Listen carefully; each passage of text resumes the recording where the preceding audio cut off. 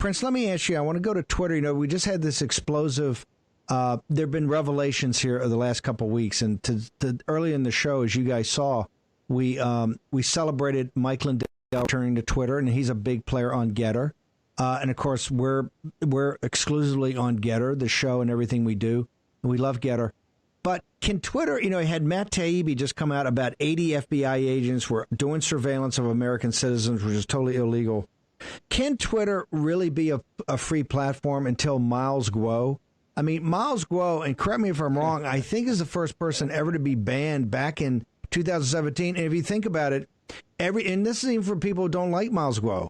If you look at what Miles Guo has told the American people about the CCP, if you look at everything he said about the virus, all the information he's put out, should the next person that gets back on Twitter, should it be Miles Guo? Should Elon Musk and his team focus on Miles Guo and to let Miles Guo have his Twitter account back, which was, I think, the first guy ever permanently banned back in 2016 or 2017. Prince, I want to go to you first and then to Nicole. Thank you so much, Mr. Bannon. And I think that is a great question. But first of all, I would like to say, in my personal opinion, that Twitter is a ship. It's a ship that has sunk too much. It's too broken to be fixed, right? And even if they reinstated Miles Guo, I am not sure Mr. Miles Guo would even go back after the horrible treatment that Twitter has placed and the censorship against Chinese dissidents.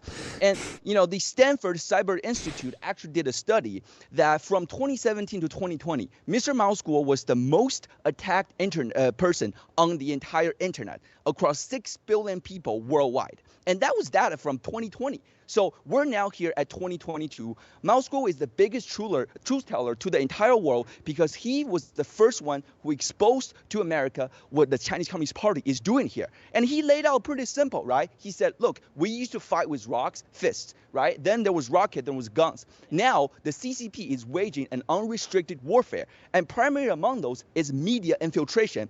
And they're, you know, obviously traditional news outlet, you know, CNN and whatnot, but they are primarily, you know, really focused on the Twitter and all these other social media outlets because that's where millennials are. That's where Gen Z are. That's where the future is.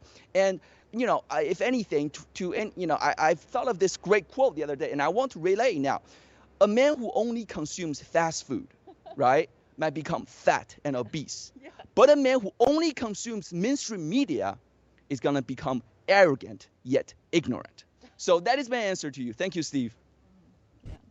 Well, by the way, Prince, I agree 100%. I mean, I've never had an account on Twitter, and we will never go back on the worm or anything like that. We're 100% Getter. The Getter interaction, the community we built in Getter, our followers in Getter are too specialized. I don't want to get into the toxic environment. I'm watching Twitter for the exposure of the American administrative state and also the CCP, because you're going to find the CCP, they've had intelligence officers there. They even admitted they had Ministry of State security people.